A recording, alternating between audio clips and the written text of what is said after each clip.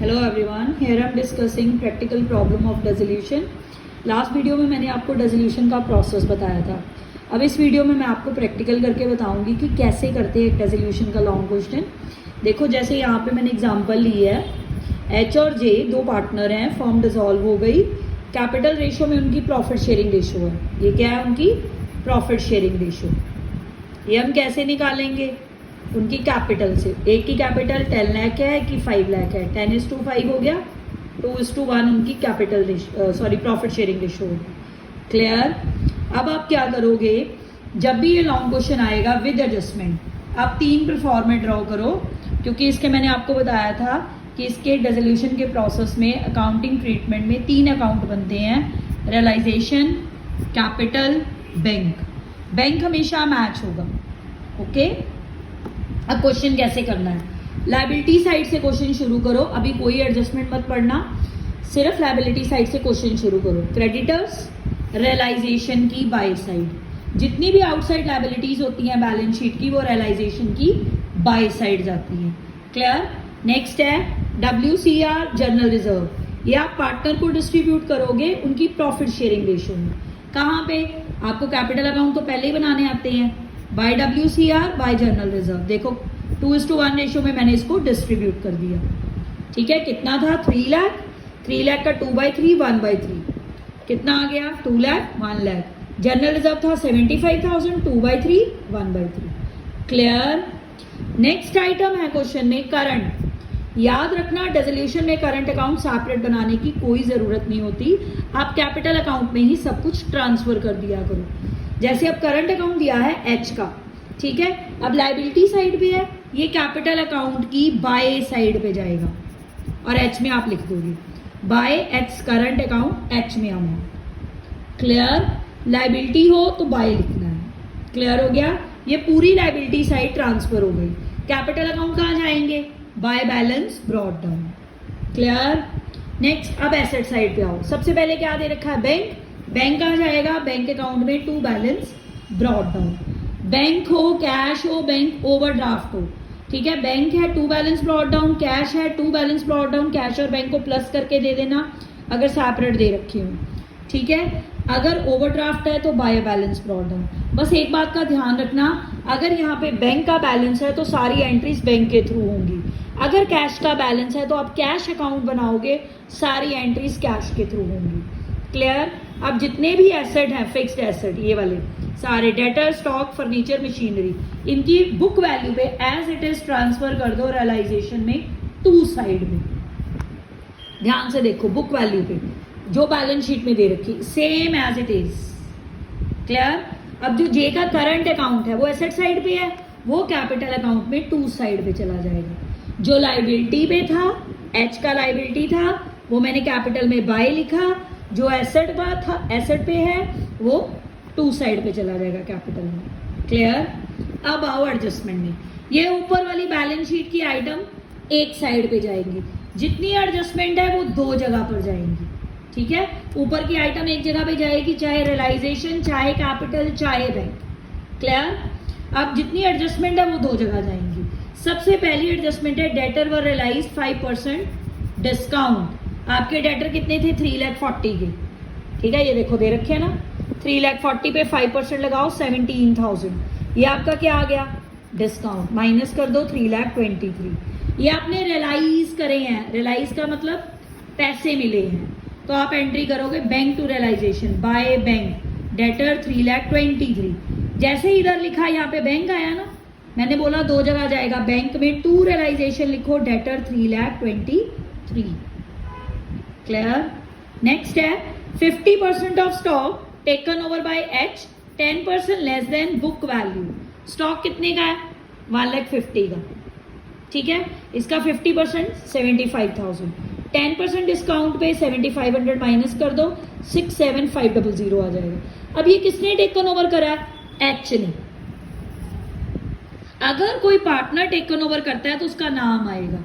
अगर मार्केट में सेल होता है बैंक, अगर टेकन ओवर है तो पार्टनर का नाम। By H capital stock 6,7,500। Clear? अब दूसरी जगह कहाँ जाएगा? यहाँ पे कैपिटल अकाउंट में टू रियलाइजेशन आपने एक बार में लिख लिया। टू रियलाइजेशन स्टॉक एच ने टेकन ओवर करा 67500।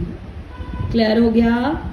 जो रिलाइज बैंक के थ्रू होंगी वो बैंक में जाएंगी, जो पार्टनर टेकन ओवर करेगा वो कैपिटल अकाउंट में जाएगी। क्लियर। नेक्स्ट रिमेनिंग स्टॉक क्या है, सोल्ड, मार्केट में सेल हुआ। By bank, stock by bank एक बार ही लिख दिया करो, स्टॉक 65, बैंक में मैंने टू रियलाइजेशन एक बार ही लिख दिया, नीचे पहले डेटर लिखे अब स्टॉक लिख दिया। क्लियर। नेक्स्ट है फर्नीचर किसने टेकन ओवर करा, जे ने, वैल्यू दे रखी है 1,35,000।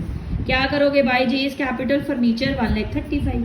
ध्यान से देखो, जे ने टेकन ओवर करा, यहाँ पे लिखोगे बाय साइड।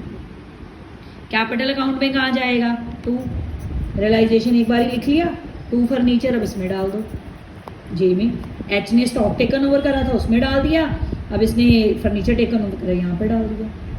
अब जो मशीनरी है वो मार्केट में सोल्ड हो गई 74,000 की, ठीक है, वो भी बाय बैंक ही आएगा मशीनरी, और बैंक में टू रियलाइजेशन मशीनरी 74,000।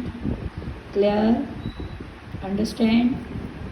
नेक्स्ट है creditor were paid in full. एक बात याद रखना, अगर यहाँ पे ये लाइन ना भी लिखी होती, जितनी भी आउटसाइड लायबिलिटी है, for example creditors, bills payable, कुछ आउटस्टैंडिंग है, कोई आउटसाइडर लोन है, बैंक लोन, पार्टनर की मिसेस का लोन, ब्रदर का लोन, ठीक है, कोई भी आउटसाइड लायबिलिटी है, मैंने ये 4-5 एग्जांपल बोली, creditors, bills payable, outstanding, bank loan, किसी भी पार्टी का लोन, ठीक है, आउटसाइडर का, चाहे उन्होंने क्वेश्चन में बोला हो कि आपने इनको पेमेंट करनी है, चाहे कुछ ना लिखा हो, आपने हमेशा जितनी भी आउटसाइड लायबिलिटी है वो टू बैंक डालनी ही डालनी, ठीक है। ईपीएफ, एम्प्लॉइज प्रोविडेंट फंड भी एक, ठीक है, क्लियर हो गया।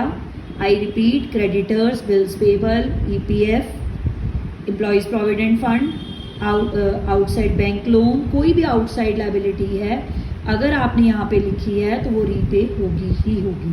टू बैंक, क्रेडिटर कितने के थे, बुक वैल्यू पे, अगर कोई वैल्यू नहीं दी बुक वैल्यू पे पे ऑफ कर दो। To creditor, to bank, bank लिखना है याद रखना, टू बैंक क्रेडिटर 1,50,000। अब टू बैंक लिखा है तो ये बैंक में एंट्री जाएगी ना, by realization creditor 1,50,000। Clear. Last है एक्सपेंसेस, किसने पे करे, पार्टनर ने। अगर पार्टनर ने पे करे हैं तो ये भी एक्सपेंस है, टू साइड पे जाएगा, income by expenses 2 eights capital, expenses 8,000। अगर फर्म ने पे करे होते तो टू बैंक आना था, याद रखना, अगर पार्टनर ने पे करे हैं तो पार्टनर का नाम, अगर फर्म ने पे करे हैं तो बैंक का नाम, ठीक है। अब यहाँ पे पार्टनर ने पे करे थे, 2 एट्स कैपिटल, एक्सपेंसेस 8,000, यहाँ पे लिखोगे आप। अब पार्टनर का नाम आया तो पार्टनर के कैपिटल अकाउंट में बाय रियलाइजेशन एक्सपेंसेस 8,000। क्लियर। एक बात और, दो चीज़ें होती हैं याद रखना, एक होता है प्रोविजन फॉर डाउटफुल डेट, यहाँ पे नहीं दे रखा क्वेश्चन में, एक होता है इन्वेस्टमेंट फ्लक्चुएशन फंड, IFR, ठीक है, reserve, investment fluctuation reserve, provision. ये दो टर्म्स हैं जो सिर्फ रियलाइजेशन में बाई साइड में जाते हैं, सिर्फ ये दो टर्म्स, और ये कहीं नहीं लिखनी, ना रियलाइजेशन, ना ही कैपिटल में, ना ही बैंक में, सिर्फ एक जगह जाती हैं ये दो items, provision for doubtful debt, IFR, remember it, ठीक है। ये टिप थी इंपॉर्टेंट। अब देखो बैलेंसिंग करो, लॉस निकला 2:1 में डिस्ट्रीब्यूट करो, ऑब्वियस है लॉस पार्टनर को जाना है तो पार्टनर के, अगर लॉस है यहाँ पे आ जाएगा टू रियलाइजेशन, लॉस डिस्ट्रीब्यूट कर देता, अगर प्रॉफिट होता तो बाय साइड जाना था, लॉस है तो टू साइड। बैलेंसिंग फिगर याद रखना, कैपिटल अकाउंट की टू बैंक बाय बैंक कुछ भी निकल सकती है, टू बैंक बाय बैंक, कोई स्पेसिफिकेशन नहीं है कि हमेशा डेबिट निकलेगी, कोई स्पेसिफिकेशन नहीं क्रेडिट निकलेगी, कोई भी बैलेंस हो सकता है। यहाँ पे टू बैंक निकली है, ध्यान से देखो, मैंने बैलेंसिंग करी, लॉस था, लॉस यहाँ पे ट्रांसफ़र करा, फिर इसकी बैलेंसिंग करी, बैंक बैलेंसिंग फिगर निकली, यहाँ पे बैंक है तो ये ऑब्वियस है बैंक अकाउंट में बाई साइड जाएगा। अगर यहाँ पे निकलती तो यहाँ नहीं थी, यहाँ पे निकली है तो यहाँ देखो क्रॉस चल रहा है, क्रॉस कंसेप्ट, ठीक है। अब देखो इसका टोटल करो, ये मैच हो गया, क्रॉस कंसेप्ट है, टू आएगा यहाँ, बाय आता तो यहाँ, अब ये मैच हो गया। क्लियर। बस याद रखना एक tip, provision for doubtful debt, IFR, दो ऐसी आइटम्स हैं जो रियलाइजेशन में सिर्फ और सिर्फ बाई साइड जाती हैं। कोई भी आउटसाइड लायबिलिटी हो, creditor, bills payable, employees provident fund, outstanding bank loan, partner की मिसेस का लोन, पार्टनर के ब्रदर का लोन, ठीक है, ये सब अगर क्वेश्चन में कहीं कुछ भी ना कहा हो ऑलवेज पे ऑफ होंगी, टू बैंक आएंगी ही आएंगी। Clear? Thank you very much.